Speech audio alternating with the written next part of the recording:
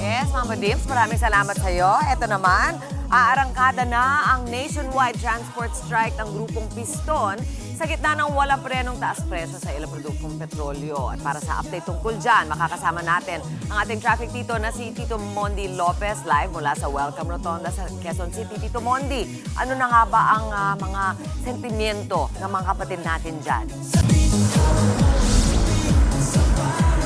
Good morning, Tito Mondi. Yes, Mami Kiki, good morning sa'yo. Team Commute na magko-commute pa lang. O paalis pa na kayo ng bahay, kaway-kaway sabay. Eto, nandito tayo. Mami Kiki, sa Welcome Rotonda. Kung mapapansin nyo po muna dito, may mga sasakyan pa, may mga jeepney pa rin na mamasada. Pero yung ilan sa kanila, like pakita natin, pakita natin, oops, yung umalis na jeep na yan, konti yung mga pasahero ngayon. O, kita nyo Tapos wala pa masyadong traffic sa ganitong oras natin. Pero dito, pag di natin sa likod, ito mga bumabiyahe ng, saan mabiyahe nito? Pamuños, EDSA, Welcome Banami, sila puno sila. Kung attendance, complete attendance sila, marami naman. At ito naman, bagong labas yata sila kuya. Ito pabiyaheng Almar Sabarte, SM Fairview Robinson, Litex Manggahan. So, may mangilan-nilan lang yung mga pasahero pa nila. Pero kanina rin, may nakita kami dito ng mga kapatid natin pulis doon sa kabilang bahagi sa may Mayon Street. Sabi nila mga alas 7 ng araw isasagawa. At ilan sila dito, may membro ng Malaloma Police Station, may 30 members sila ng police na naka-assign dito para nga siguraduhin yung seguridad ng mga magpaprotesta dito. At mamaya makausap natin yung National President ng Piston, si Camo din, tayo lang po natin. Pero ito, dahil dyan, kamustahan muna tayo. Mabilis na. Hi sir. Morning, good morning. Ito na sa... Hi ma'am, good morning po. Hi ma'am, morning. Dito Mondi po, from Good Morning Kapatid. Ma'am, una kong tanong, saan po kayo pupunta? Sa SM Fairview. SM Fairview, papasok na po ng school. Pawit na. Okay, kala ko estudyante. Ano pong pangalan natin? Angel. Angel po. Ano po si sir? Katrabaho din po? Apo. Okay. Miss Angel, eto na, gantong oras ba kayo umuwi talaga? Galing ng, anong oras po yung pasok po niyo? 7:30 po. 7:30 ng gabi Hanggang 5 actually. hanggang 5 ng umaga. Pero eto, ano pong sinasakyan nyo talaga? Pwedeng jeep, pwedeng UV. Pero madalas jeep ang sinasakyan po ninyo din. Pagpagod po ng UV po. Pag umaga, Apo. magkano pa masahe nyo pag pauwi sa inyo? 60 po. 16. 60. 60. Bingo. 60. 60, ang laki nun para sa jeep. 60 pesos. Pero ngayon, alam mo, medyo nasuspend yung pagtaas. Paano pag natuloy, ano maging epekto nun sa'yo?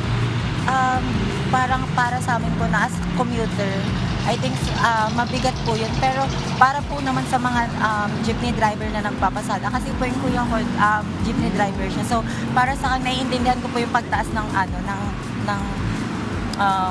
Yung pamasahe. So sa inyo, pabor naman kayo para makatulong sa mga Pero kayo, anong maging diskarte nyo? Bilang tayo, mga nagkukamit natin. Saan tayo magtitipid? Sa pagkain? Sa sa sine? Anong diskarte nyo para makatipid tayo? I think bawasan na lang po natin yung mga luho natin masyado ngayong August. Pero lakad malabo na malayo, Oh.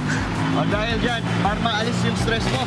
Yes, super shy mula sa Mentos! O sakto, pakita natin. Okay po ba? Ayan, pakita po natin. Maraming pong salamat dito sa Sir, kamay na lang Miguel. Okay, very good. Yan mo natin live na update dito sa Otong Donda. Back to studio! Okay lang po na.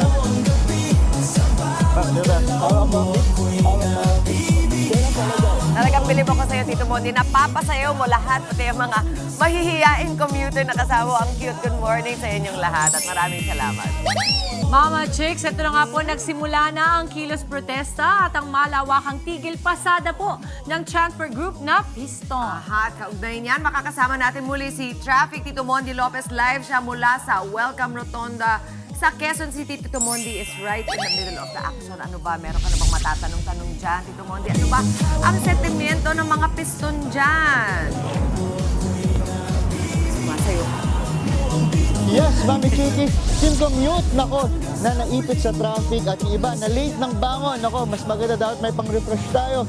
It's yes to fresh with Mentos. O, di ba, sakto yan? At kasabay ng ating pagkagat ng Mentos, ito, makausap natin live na live ang National President ng Piston na si Camody Torrento. Hi Sir Camody, kumusta po? Hello at magandang umaga sa inyo at siyempre sa taga-subaybay ng inyong programa. TV5 Sir. TV5. Sir, Camody Sir. Bagay Sir, Team Commute, kaway-kaway sabay. Hey! Hey! Ayan, sakto. Ito, Camody, una ko pong tanong. Ang sabi po dito, magkakaroon kayo ng press ko na 8 o'clock po. 7 naging 8 po, di ba? Oo, maya-maya tayo ay magkakaroon nga ng press con. Inantay lang natin yung ilang mga datos sa iba't ibang mga masaperya para ito yung ilalatag natin kung ano ng status. Ang tanong po ng iba, lalo na po ibang dumadaan dito, bakit parang konti pa raw po natin ngayon?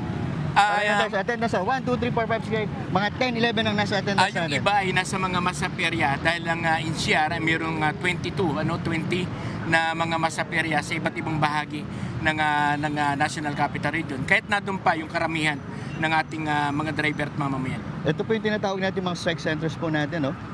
Bukod sa dito, ano po ba yung mga strike centers na yan? Meron tayo sa E. Rodriguez sa harap ng Pergold at meron din tayo sa Cubao, sa may kanto ng Yel. Meron tayo sa Baclaran, sa Baclaran, ito naman yung sa may harap ng Macdo. At meron din tayo sa bahagi ng Santa Mesa. Meron tayo sa bahagi ng Alabang, ito yung sa City Terminal. Meron din tayo sa Sukat, sa may Loyola, malapit sa Puninari.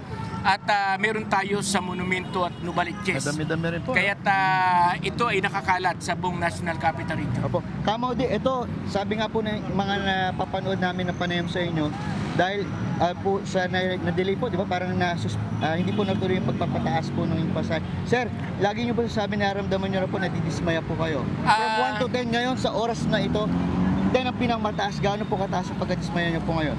Malaki yung ating 1 to 10 pagkadismaya. sa ilan? Mga 10, 10, mataas. Opo. Dismayado Bakit, sir, 10? tayo sapagkat gagapiso na lang yung dapat na ibibigay sa ating mga driver ay walang kabog-abog na binawi mismo ni BBM. Dapat hindi yung piso ang binawi niya Dapat ang binawi niya yung patuloy na pagtaas ng presyo ng petrolyo. Kasi hindi lamang dapat na hindi siya nakatingin sa isang sektor, dapat tinitingnan niya yung kabuuan. Dahil pag tinanggal niya yung old regulation law, tinanggal niya yung sales tax, tinanggal niya yung VAT, lahat ng mamamayan ay matutulungan ng ating Pangulo.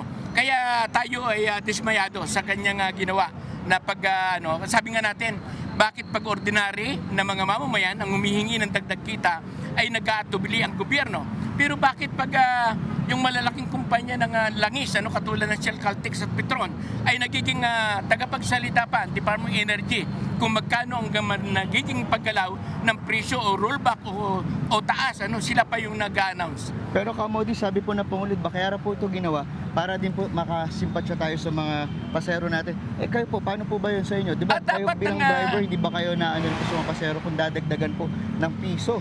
Di ba parang dapat ang ginawa ni Bongbong Marcos ay dapat itulak niya yung pagbibigay, yung sapat na sahod sa ilalim ng family living wage. Dapat inaprubahan niya yung 1,200 pesos na sahod ng ating mga manggagawa kung gusto niyang tumulong sa ating mga mamamayan.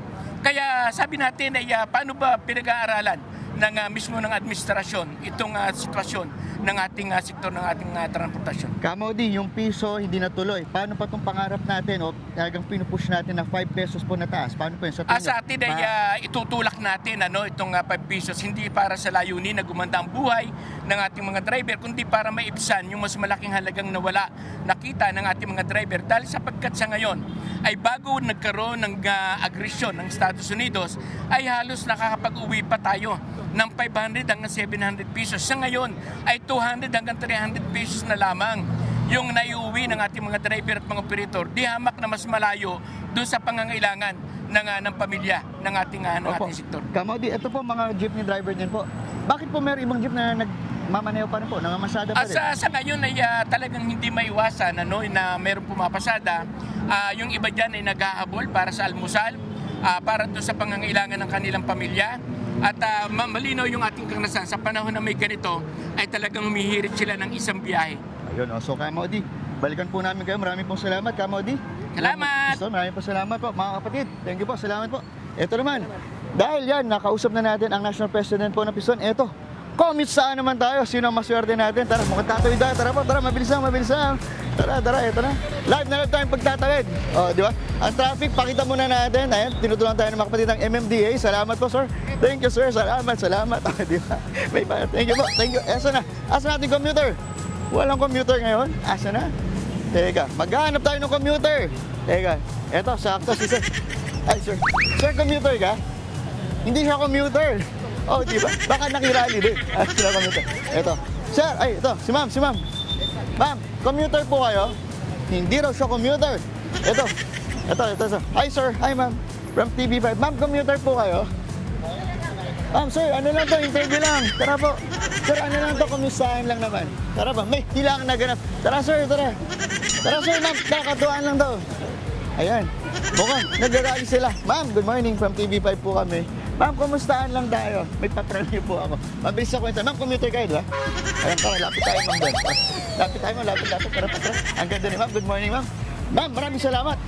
Ma'am, ito nakikita niyo po sa likod natin ang may pa-rally po o strike ang ating piston. Ma'am, bilang commuter, itong pagtaas po ng pamasahe, ano pong epekto po sa inyo nun? Sobrang laki po ng epekto sa amin dahil unang-una araw-araw po kami nagko-commute, tapos mataas na ang pamasahe, tapos ang sweldo namin hindi man tumataas. Ano po bang trabaho natin, ma'am? Ay, sa laundry po. Sa laundry. So yung ano ba yung DIY laundry ba yan o yung talagang kayo yung naglalaba? Opo. Opo. Ilang commute ba, ilang sakay ang ginagawa ninyo? Bali, 2 sakay po po. Sa Pasay pa po kasi ako eh. Pasay.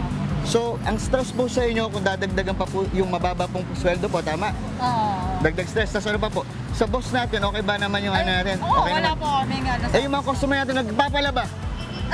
Di ba minsan, oy, bakit ganito yung damit ko? Bakit butas? Bakit nag-iba yung kulay? Nawawala yung brief. Di ba minsan mga ganun, Hindi di ba? May mga naiiwasan ganun ba? yan, sir. Hindi po Nakakadagdag naiiwasan. stress sa inyo yun?